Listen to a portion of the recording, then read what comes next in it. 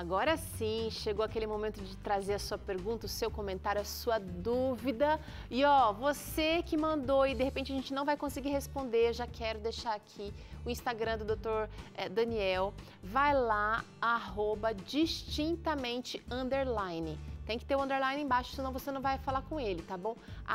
@distintamente_, tá ele.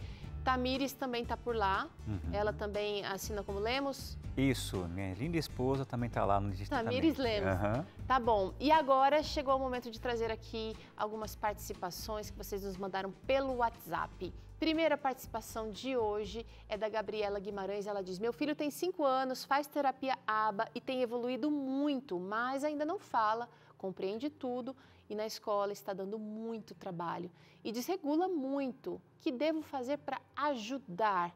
Obrigada, Gabi, por essa participação preciosa. E aí? Pergunta grande aqui, que ela quer ajudar. Está fazendo a parte dela com terapia, doutor César. Então, eu acho que uma das coisas é ter paciência, né? Porque o tempo de tratamento, o tempo de recuperação, o tempo de melhora varia de pessoa para pessoa e não tem como acelerar isso aí. Eu acho que é importante, um fator que ajuda muito você como mãe é realmente ter a informação correta do que é esse tipo de sofrimento e aí você agir de acordo com essas informações para colaborar com esse tratamento, né? Então, você está fazendo o que é melhor e é isso aí, vai ter que ter paciência com essa criança. Talvez, claro, a escola está fazendo alguma parte também, a psicopedagogia da escola, né? É verdade. Interagir para ajudar. Eu vou mudar a pergunta dela. Gabi, me desculpa, o que não fazer, Daniel? O que os pais não devem fazer? Desistir. Eu já estou, inclusive, nessa linha, doutor. Mamãe, não desista. Faz parte de todo um processo e seu filho, você não vai saber até que ponto ele vai conseguir o limite dele. Então, essa exploração contínua, dia a dia, ela que não deve ser cessada. Então, deve haver essa paciência mesmo e trabalhar a si próprio.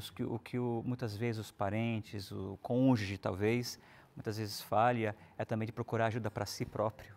Então, acima desse projeto todo ou multidisciplinar na vida de um autista, é importante que seus cuidadores, os companheiros, parceiros de vida estejam também bem, estejam sãos. Com suporte. Com suporte. Então, procure ajuda se você acha que você não está dando conta do recado, porque a melhor forma de você amar seu filho é você estando bem também. E também não criticar a criança e não comparar com outras crianças, né? Aliás, tem um site, não sei exatamente qual é, mas é um site para pais de crianças autistas que fazem reunião de grupo de apoio, que também pode ser muito útil. Então, vou aproveitar e vou indicar aqui o Raafa. Vai lá no Instagram Raafa, que é a rede de apoio à família autista, que faz um excelente trabalho, tá bom?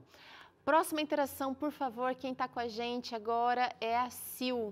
Eu tenho um filho com TEA e descobri há 1 ano o diagnóstico. Ele tem hoje 12 anos e eu não estou sabendo lidar com isso. A Sil está com um pré-adolescente aí, gente. Então, ela tem mais ingredientes nesse caldeirão do que simplesmente o diagnóstico, porque é uma fase de muitas mudanças. Então, qual a informação que ela já tem, né? Já está 1 ano esse diagnóstico. Então, se tem um diagnóstico, começou o tratamento que envolve fonoaudiologia, envolve avaliação psiquiátrica, neuropsicologia, o psicólogo, enfim.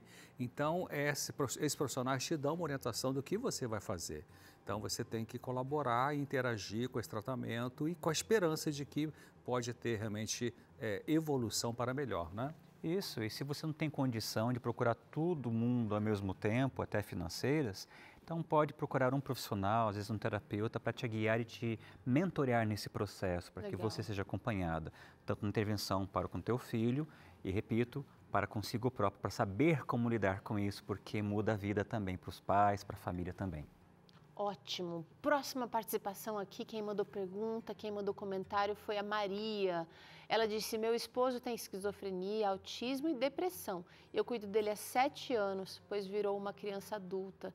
Eu ainda não me acostumei com esse diagnóstico. Ele toma 8 medicações por dia. Doutor César, nós temos aqui um caso difícil. Ela traz aqui uma situação que talvez demande muito dela. E esse cuidado que o Daniel vem mencionando aqui de você, menina, precisa acontecer também. Mas a gente falou hoje só sobre duas condições, né? Que é o autismo e a superdotação. Ela está falando de 3, pelo menos aí, doutor César. O autismo, dentro da esquizofrenia, a postura autista, ela está bem incorporada ali, né? Então, realmente, o tratamento de esquizofrenia é basicamente medicamentoso, tem vários tipos de esquizofrenia, o apoio para a família, a orientação da família. Depressão tem a medicação também, se a depressão for de moderada para grave, então tem a medicação. Mas é importante ter a terapia ocupacional também. Se na sua cidade não tem, muitas cidades têm o chamado CAPS, CAPS, Centro de Atenção Psicossocial. E tem geralmente o CAPS especializado em atender pessoas adultas. Ali tem terapia ocupacional, alguns locais têm, outros não, mas tem psiquiatra, psicólogo e tal. Então, procure colocar seu parente, seu marido, para ir também no CAPS e receber ali orientação de atendimento de grupo e também a terapia ocupacional, porque isso é um fator colaborador, além da medicação, para tentar melhorar. E ela também mencionou, você mencionou, que você não se acostumou com isso, é realmente uma luta, um desafio diário que só você sabe que você passa. Existe dentro da terapia cognitivo-comportamental uma técnica, uma intervenção chamada terapia de aceitação e compromisso. Algo nessa linha pode te ajudar também. Procure um terapeuta para que você se adeque e se adapte à medida do possível e veja o que você pode fazer para que você consiga moldar a sua vida a partir dessa nova realidade. Cuidar dele, mas também cuidar de você. Vamos trazer a próxima? Quem está participando com a gente agora é a Fátima. Ela disse o seguinte: eu gostaria de saber por que depois da pandemia muitas crianças começaram a ter atitudes de autista e não são autistas. Como esse comportamento se explica? Pode realmente acontecer? Vou deixar o Daniel responder, né, doutor César? Só uma parede. Eu me lembro quando na pandemia, meus 2 netinhos aqui, Jacareí, ia fazer uma oração. Foi um baque para todo mundo, né? As crianças pararam de ir para a escola, e tinha que estar no computador, tendo aula online e tal. Ele fazia oração, não sabia ainda falar direitinho. Falava, hoje, Jesus, tira o medo desse vírus e tal. E ele fazia essa oração, né? É uma ansiedade que aconteceu com todos nós, né? É verdade. Se me permite, posso me aventurar, mamãe, em falar que não somente a pandemia, ela talvez intensificou algo que já tem acontecido nos últimos anos, há mais de uma década, na verdade, que é o advento da tecnologia, esse distanciamento social, pessoal, carne e osso, sabe? Essa interação rica que nós temos desde a infância. Isso realmente, essa perda, realmente tem provocado um atraso no desenvolvimento das habilidades sociais, da interação social, mas não somente das habilidades, mas do interesse. Então, a gente também tem que entender que deve haver um interesse e não isso, até o neurotípico, ele pode perder esse interesse, porque é mais cômodo, muitas vezes, a gente estar por trás de uma tela. Inclusive, hoje é muito comum, inclusive, com não só jovens, mas adultos também, tendo encontro social, no qual eles ficam mais grudados no seu smartphone. Então, nós estamos tendo um problema lá mundial, né? É uma pandemia também nessa questão dos comportamentos sociais. Então, esse empobrecimento, com certeza, vai resultar nesses quadros, sinais e sintomas. Mas também tem um outro problema, temos o viés cognitivo, que é o viés da confirmação. Então, muitas vezes a gente vai selecionando aquilo que mais se adequa a um pressuposto que eu tenho. É um viés meio complicadinho de explicar em poucos segundos, mas a gente vai selecionando informação e vai pensando que a gente ou faz alguma coisa, mas não é isso. A gente pode ter uma coisa mais rica envolvendo esse fenômeno aí que envolve a criança. Não foi a pandemia que fez o aumento do autismo. A pandemia, a Organização Mundial de Saúde falou que aumentou 25% depressão e ansiedade, mas autismo, como você falou, é mais coisa, né? Mas talvez a percepção, né? E, faz o seguinte, você, Fátima, né, que mandou pra gente, vai lá, @distintamente_, se esse assunto ficou ainda assim não muito esclarecido para você, vai lá e conversa com o Daniel, tá bom? Próxima interação pra gente aqui agora é anônima. Ela disse o seguinte: olha, eu fui diagnosticado com autismo recentemente e gostaria de saber como me curar. Eu gostaria de saber qual é a melhor área para um autista trabalhar e se desenvolver profissionalmente. Eu sinto que sou muito bom em algumas áreas, mas, por exemplo, nos relacionamentos, sempre vou muito mal. Meu nível é o 1. várias perguntas dentro dessa. Eu vou jogar a pergunta para o Daniel, mas vão ser realistas. Não tem cura, quer dizer, tem aprimoramento, tem evolução, tem você conseguir melhorar suas habilidades que você é fraca naquilo ali e ajustar aquelas que você é boa, né? Então, vamos botar o pé no chão, não é isso, Daniel? Mas é esse o caminho, doutor. Falou tudo, na verdade, é o aprimoramento. Então, nesse processo, meu querido, envolve realmente um caminho de autoaceitação para que você justamente floresça, você explore mais as suas potencialidades e respeite seus limites. Eu costumo dizer para os meus pacientes, nós temos 3 eixos. Aquilo que a gente pode erradicar, ou seja, melhorar 100% na nossa vida, tá? Aquilo que a gente pode melhorar, mas vai chegar um momento que a gente tem que respeitar, e aquilo que é um limite realmente bem autoimposto, a gente só tem que respeitar e tentar fazer alguma adaptação. Aceitar. E aceitar. Então, dentro desses 3 eixos, como achar isso? Aí tem que ter o autoconhecimento, talvez uma ajuda de alguém, para que haja esse desenvolvimento. Eu já vou antecipar, até o nosso último fôlego, a gente vai aprimorar isso ainda. Mas há um grosso que nos ajuda já. Quando a gente entende esses 3 eixos, a gente já sabe no que eu sou bom, no que eu tenho que respeitar e como que eu posso me aprimorar. E logo isso responde a sua segunda pergunta. O que eu posso fazer? Qual Se conheça área? mais, qual área? Se conheça mais. Quando alguém procura, que curso fazer? Um jovem geralmente pergunta, né, na ocupação, profissão, que faculdade.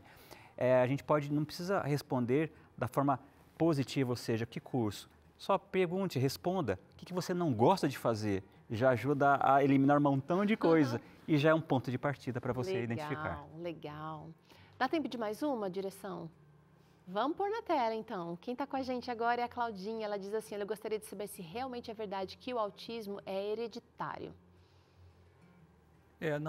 Não tem o fator genético, ele existe, né? Estudos mostram que gerações de pessoas autistas favorecem o surgimento de autismo na geração seguinte. Mas tem que pensar também o seguinte, de que o fator não genético, né? Porque a genética não é uma condenação, uma genética é uma propensão. Então, se você teve um pai, uma mãe, um tio, uma tia, um avô, uma avó com transtorno do espectro autista, você tem mais possibilidade de vir a ter pela influência genética, mas vai ter o fator ambiental, vai ter a epigenética, vai ter o que acontece na barriga, na cabeça da mãe quando você estava na barriga dela, né? Como é que foi a criança desejado ou não, o pai interagiu, divórcio essa família, abuso verbal ou não. Então, esses fatores traumáticos, desde a gestação, na gravidez e no pós-parto e no primeiro ano da infância, é que pode empurrar ou não para uma complicação aí nesse campo, né? Nossa, doutor, eu amo os estudos sobre a epigenética, que eu costumo dizer que a epigenética é a genética das escolhas. Veja, claro que eu não posso alterar a cor dos meus olhos do cabelo, tá? De acordo com o estilo de vida e comportamento. Mas, de qualquer forma, nós podemos justamente entender que eu não estou fadado, não é sentença. Então, se a pessoa deseja constituir uma família, ter filhos e talvez ter uma propensão genética X, Y e Z, vamos pensar com mais carinho, cuidado. Assim, nós não podemos engessar tudo, mas de fato é um componente, um forte fator hereditário, com certeza, mas a gente tem que observar um aspecto mais amplo em relação a um transtorno que ainda tem sido muito estudado, gente. A gente tem muito a crescer sobre isso ainda. Estamos engatinhando, né? Exatamente. Muita coisa chegou aqui. Eu quero agradecer você que mandou. A gente tentou trazer o máximo de informação possível. Muitas perguntas foram respondidas ao longo deste programa. Se a sua pergunta não foi trazida aqui, o seu nome não foi lido, eu quero que você nos perdoe, mas que você assista esse programa novamente. A gente vai subir ele no YouTube já já. Então é @VidaeSaúdeNT. Vai lá no YouTube, você consegue acessar e fala com o Daniel, fala com o Dr. César. Daniel está no Instagram como @distintamente_ e o Dr. César, você encontra conteúdos incríveis no drcesar.com, o site que ele mantém com refrescos ali, ou com refrigeração de conteúdo novo toda semana. Toda semana. Muito obrigada. Um prazer. Já está o convite aberto para uma próxima, né, Dr. César? Vamos agendar, né? Que bom, foi um prazer, viu, de verdade. E eu gostaria só de dizer que, assim, gente, autismo não é sentença e não é a definição de quem você é. Autismo pode te caracterizar. Muito obrigada. Obrigada, Dr. César, mais uma vez. Ele que volta, o Dr. César está aqui com a gente na sexta-feira, novamente, com mais um Claramente. Que Deus nos abençoe. Até amanhã. Amanhã tem mais Vida e Saúde, já sabe, né? Vem de tênis, porque você vai trabalhar aqui os seus movimentos através de um Vida e Saúde com exercícios.